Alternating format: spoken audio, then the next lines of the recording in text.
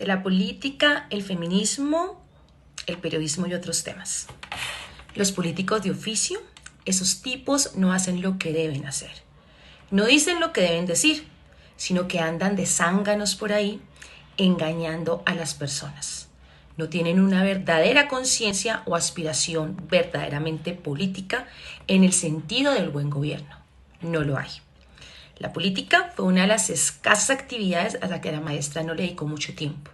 Y en ese caso se debió a la decepción que le causó el hecho de comprobar que esta es una labor reservada para personas muy especiales, con altos ideales de beneficio para las comunidades, pero que, sin embargo, allá llegan personas con intereses personales o particulares que le quitan la belleza como arte y la grandeza que enaltece a quienes honestamente la practican. Aunque no tuvo una participación muy activa o directa en la vida política del departamento del Chocó, Teresa Martínez de Varela sí tuvo actuaciones que de alguna manera tenían cierto carácter político que incidieron y muy profundamente, tanto en su vida personal como la de los chocuanos. Más allá del juego partidista entre liberales y conservadores, los dos partidos predominantes del país y del Chocó. Aquí cabe hacer un análisis que nos dice mucho más de la personalidad, de la grandeza espiritual de esta mujer.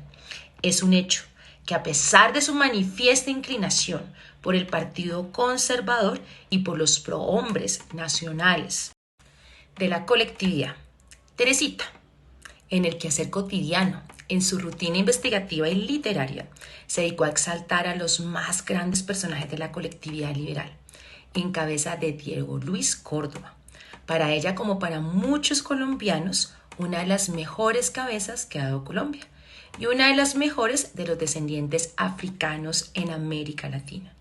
A pesar de reconocer la existencia de grandes políticos chocuanos que figuraron a nivel nacional, como Daniel Valois Arce y Ramón Lozano Garcés, quien llegó además a ser cónsul de Colombia en Jamaica y fue muy conocida su labor en el Congreso.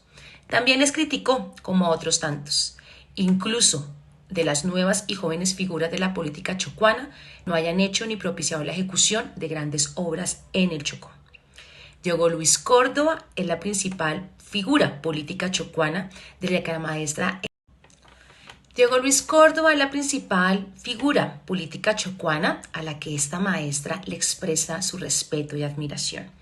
El único, según ella, y muchos adeptos de él con aspiraciones para el bienestar de su pueblo y con deseos realmente de servirle a su patria.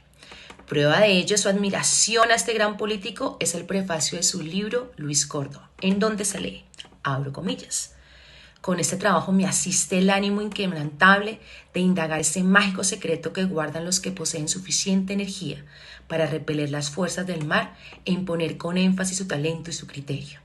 La fortaleza para erigir lo incógnito de su destino, recoger con alegría las cosechas de su ideal y elevarse en una nube de esperanza hacia el cenit.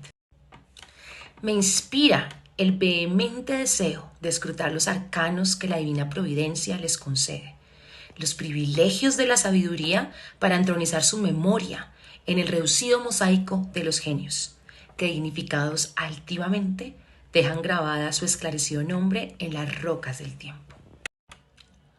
A Diego Luis fue que defendió con vehemencia cuando escuchó a alguien decir que era él quien había regalado la margen derecha del río Atrato a los antioqueños.